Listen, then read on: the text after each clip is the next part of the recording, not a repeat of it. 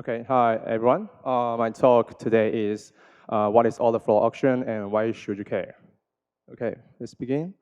A little about me. I'm Nic Lin. I work at imToken Labs. We work on DEX, DeFi, Layer 2 research, and we're also working on account abstraction and also NEV subs. Okay, here is a slide for today if anyone is interested.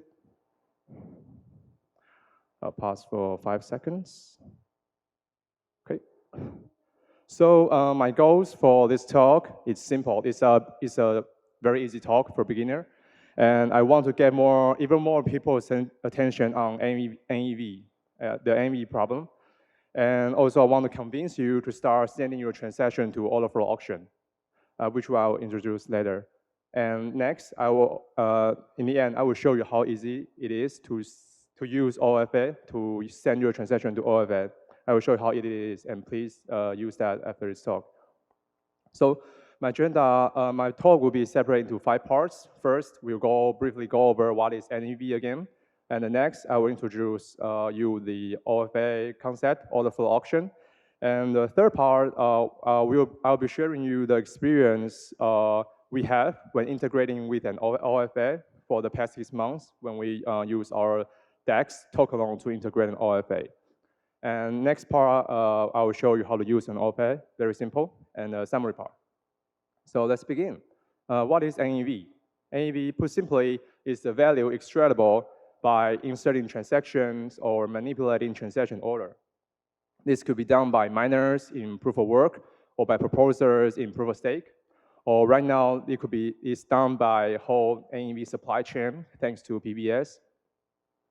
So some examples. First, the front run. This could be the NFT mints or the Fintech shares that you are eagerly to buy last November, I think. So a simple demonstration like this, Alice want to mint an NFT, he send a transaction to a public mempool, and somebody will front run it because they think this could be a valuable NFT. So they front run the transaction mint before Alice did. So in the end, Alice's transaction will fail. She did not get the NFT, and the searcher did, and she would then resell the NFT to Alice for a higher price. So this is front run. And another example is Oracle updates. For example, you have a lending protocol, and you have Oracle. You update the price for the lending pool. For example, you update the price, the latest price for ETH, and you will send it to mempool. And this price update could trigger some liquidations in the lending pool.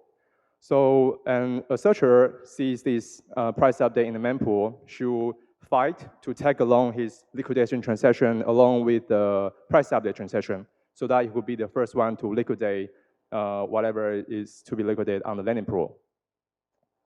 Yeah, so that's the Oracle update. It also emits opportunities for NEV. And next example is background. So suppose Alice wants to swap ETH to USDT, and right now the price is roughly maybe 4,000 USDT on Uniswap. And since this is an MMM, so she will set a minimum price, acceptable price, $3,900 USDT. And so you will send the transaction to a public mempool, and again, the searcher sees the transaction, and since the Alice transaction is going to move the price on the MMM. So there's a price difference. That means there's an arbitrage opportunity for the searcher. So searcher will, again, send a transaction, arbitrage transaction that will swap on the reverse direction, swap USDT to ETH. So that you can make the price difference, the arbitrage opportunity, and he will follow the Alice transaction. So this will be a background transaction. And another one, the sandwich, this is the bad one. So again, Alice sent a transaction to swap his ETH to USDT, and the searcher saw that this is a bad searcher. And what she will do is first, he will, since the Alice, he will specify the minimum acceptable amount. He will accept a certain slippage. So this searcher will do a front run first to swap ETH to USDT2, and to squeeze the slippage out. And then after Alice transaction, you can see he will add another background transaction to swap the one he just get here in the first front run transaction, swap it back, and to maximize the searcher's profit. So in the end, Alice will get the worst acceptable minimum price, 3,900 USDT. So this would be like the very worst NAV example sandwich transaction. So next, some examples that show you the transaction that don't have NAV. First, token transfer, simple token transfers or approval. These don't have NAV opportunity. So when you are doing this, don't worry. It doesn't harm. It won't harm you in any way. Next, so the same applies to NFT transfers. The transfer simply doesn't emit any chance opportunities for NAV. And also for the wrap ETH deposit and withdraw, they also doesn't have the chance for NAV. So don't worry about the actions you're taken. The actions you're taken here, the wrap ETH actions or transfers approval, they don't have NAV opportunity. So we have talked about, show you some examples and brief overview of the NAV. What is NAV? Next, we will go into the main topic today. What is an OFA? What is an OFA? So it stands for order flow auction. What does it mean? Basically, it means you auctioning off users' transaction.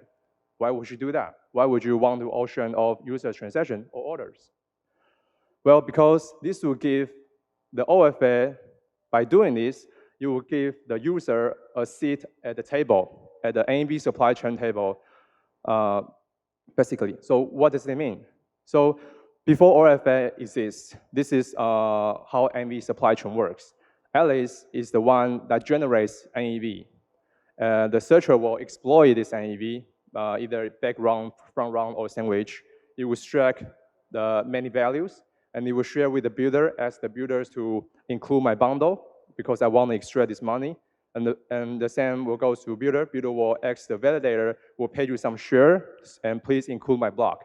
So the whole NAV supply chain will exploit Alice NAV and share the profit among them.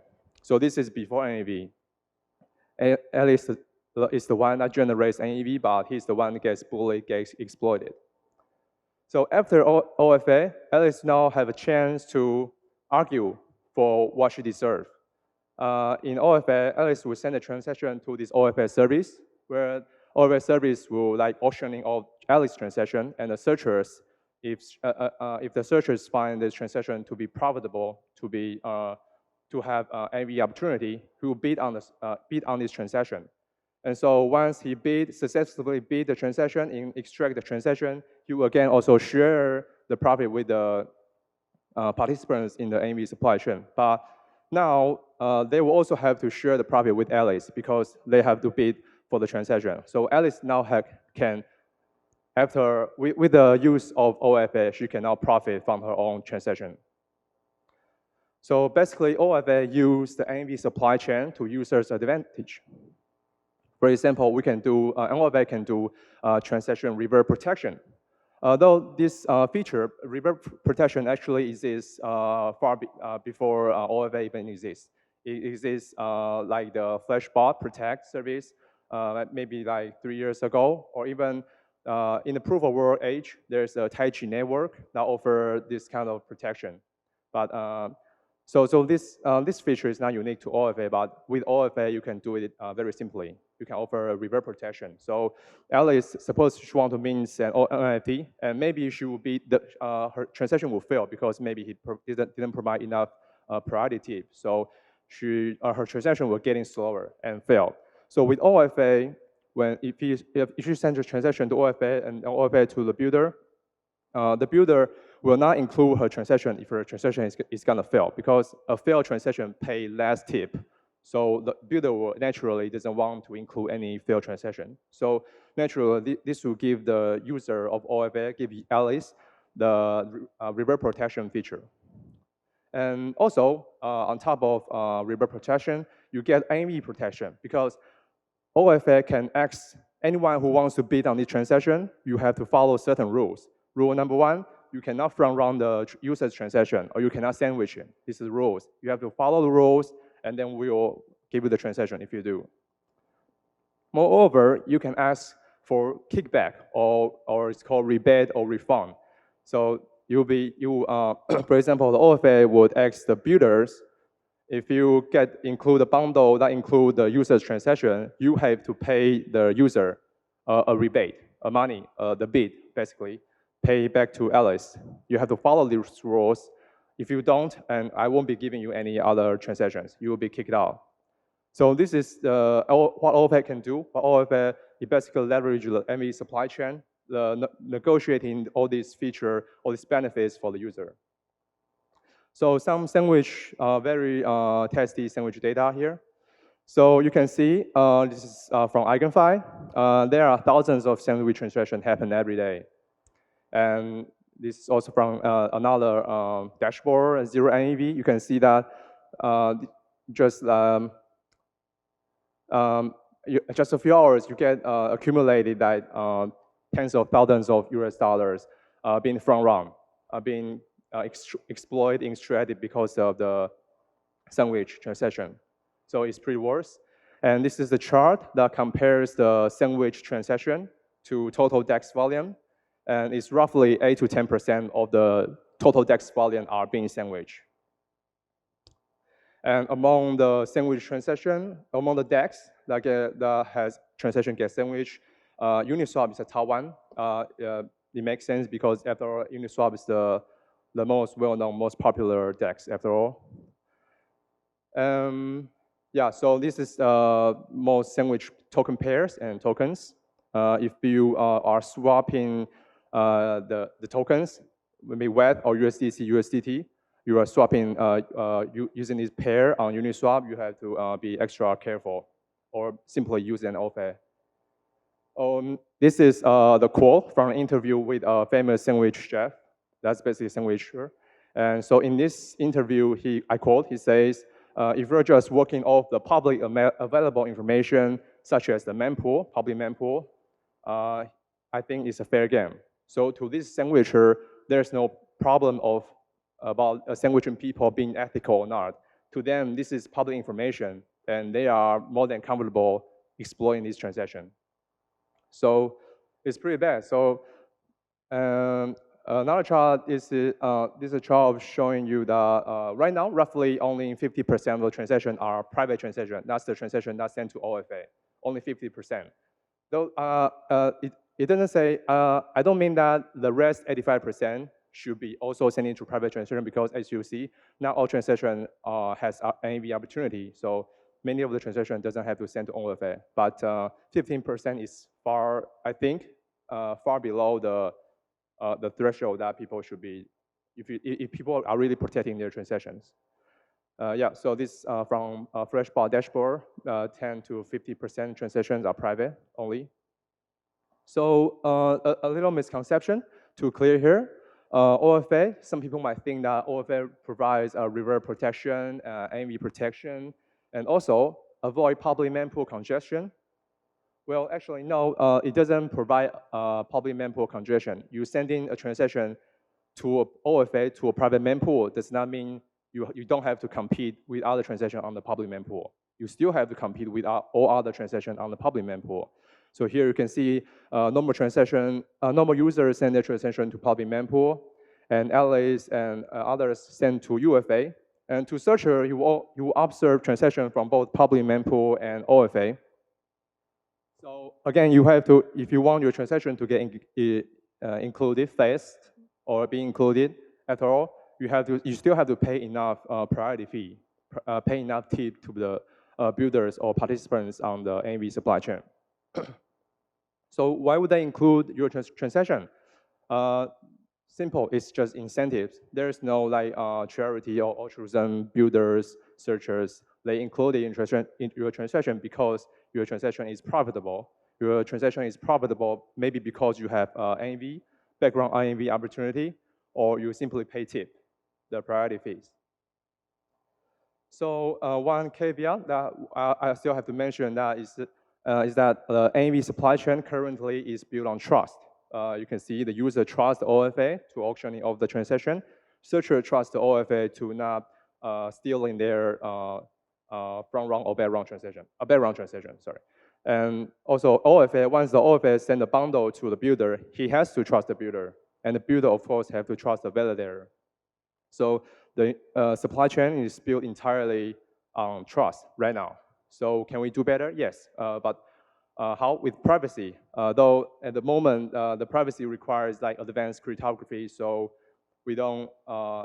There is a long way to go. So yeah, I just briefly mentioned the supply chain is currently built on trust. So don't expect the transaction supply chain to work like 100% fine. There are still could happen some accidents. Okay, so some examples of OFA. Here we have NAV blocker and NAV share. NAV blocker is built by I think Carl Schwab and other professional market maker team. And NAV share is built by Flashbot. And also beyond the OFA features that I mentioned, NAV share also provides. They are also working on a feature called programmable privacy, where in programmable privacy, user can decide which part of the transaction to reveal to searchers.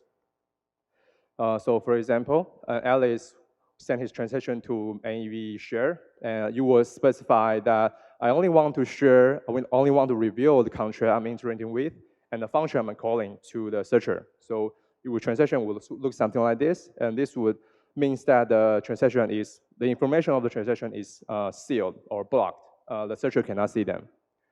And in the bottom, Bob will specify that I'm fine with revealing my contract, the contract I'm interacting with, the function I'm calling, or even the events that emitted. Like, for example, these events on Uniswap, where the events will indicate like what token you're swapping and how much amount you swapped.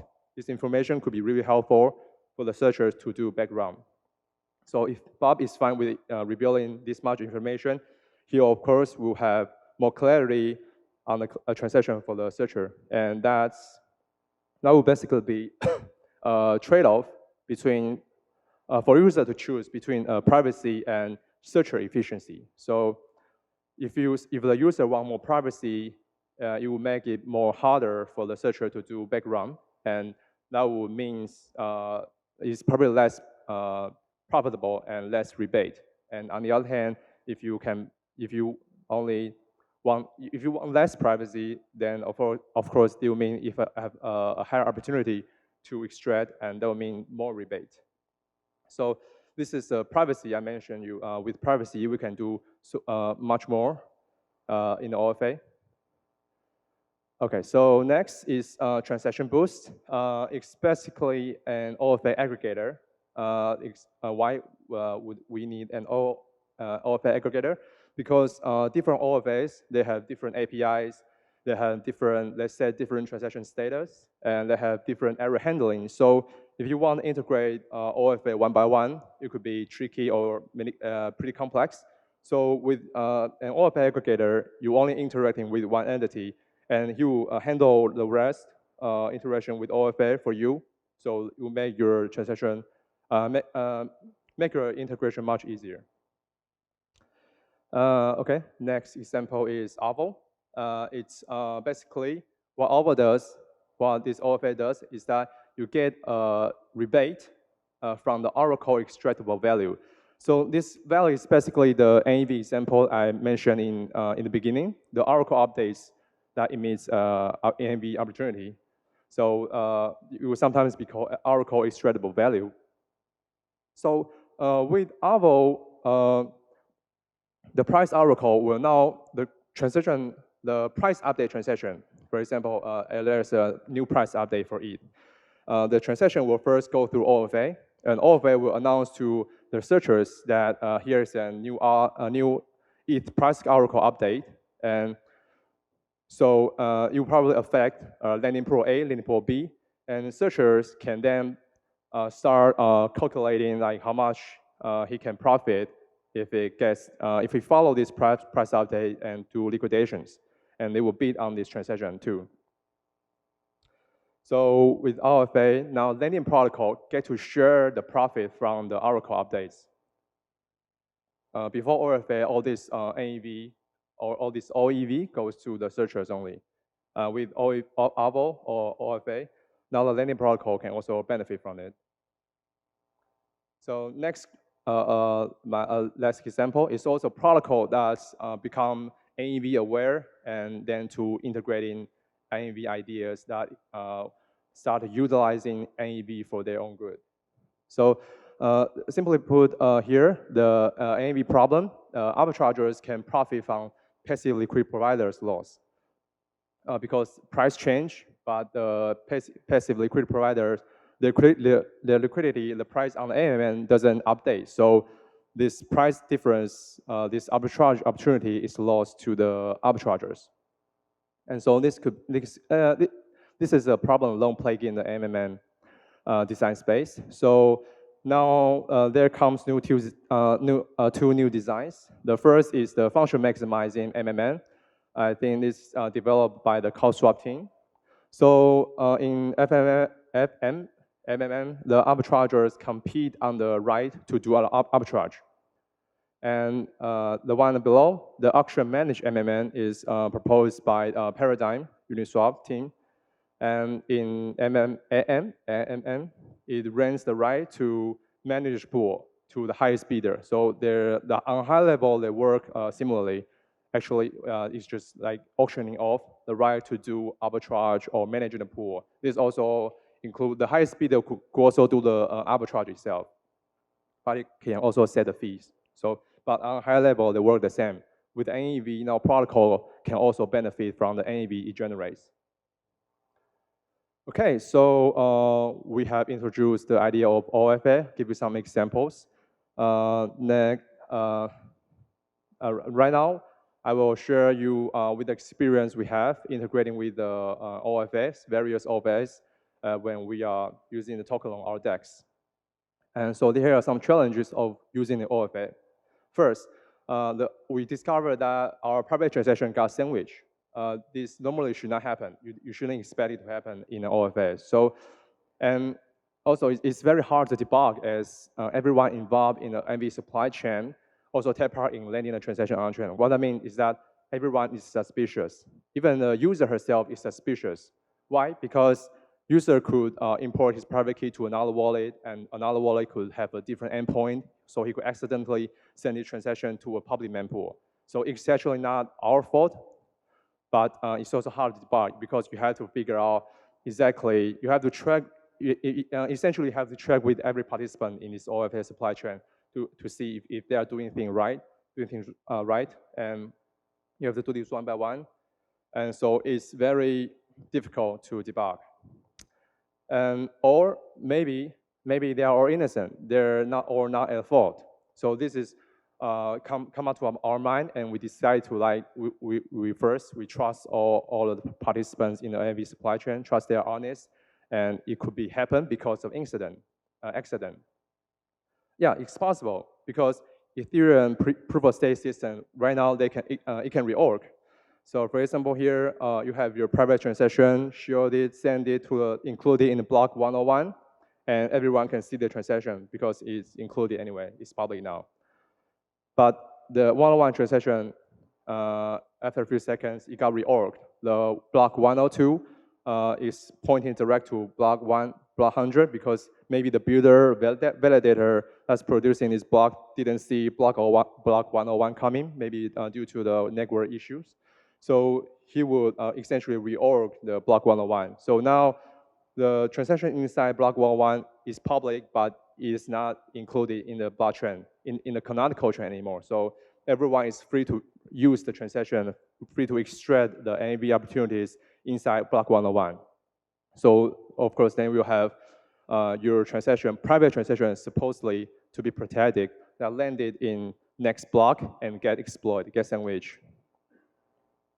So yeah, so again, this is not like accusing any participants in the NV supply chain of not being honest, because accident still happens, and maybe most of the time it's not due to the human error. It's just like the nature of the chain. And next problem we run into is that the builder did not give rebate. Sorry, as I mentioned before, the builder, as required by the OFA, it should give rebates to the user. But we discovered that one of the builder did not give rebate to the user, to the beneficiary. And this is discovered when we inspect our rebate history manually. Nobody told us that this happened. We have to discover that when we look into the rebate history ourselves, like manually inspecting that. So again, all the participants could be at fault. OFA maybe didn't send the transaction, maybe OFA didn't give the rules, or maybe searcher builder could also have fault. Maybe searcher didn't successfully successfully do the background. They could also happen. So again, it's also very difficult to debug. And after some interaction with OFA, the builders, we discovered that the builder had a misconfiguration. And yeah, it's simply that, just a misconfiguration. And so the third problem we run into is that we see that there's no rebate for quite a while. I think it's almost 2 weeks. And so we began to wonder, like, is maybe somebody cheating on us, like doesn't give us the rebate again, or is simply, again, a misconfiguration? So yeah, everyone is all at fault here. It's very hard to debug. Or maybe it's just not enough NAV generated. Your transaction, although it swaps on an DEX and NN, but maybe the profit just outweigh the cost. So nobody wants to do the background. Or maybe there's just no searchers online, or maybe the searchers online just don't have enough liquidity to do the arbitrage. Yeah, it's all possible. And so we tried the open source tools to like retroactively search for background opportunities, like trying to prove that my transaction has a background opportunity, but you fail to include it. That's what initially our attempt to like debugging why this happens.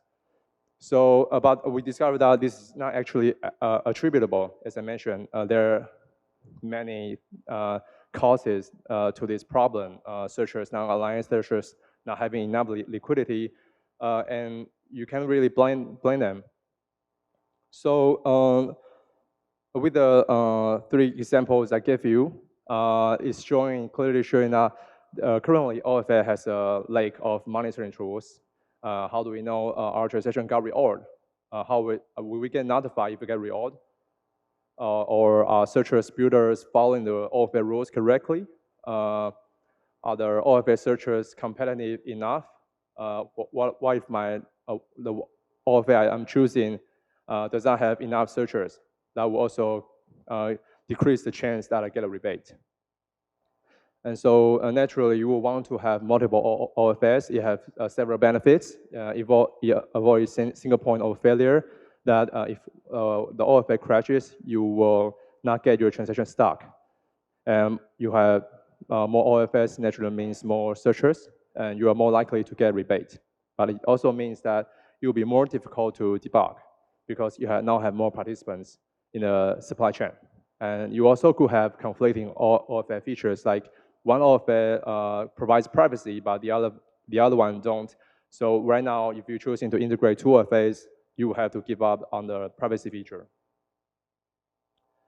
Okay, last part, how to use an OFA is pretty simple.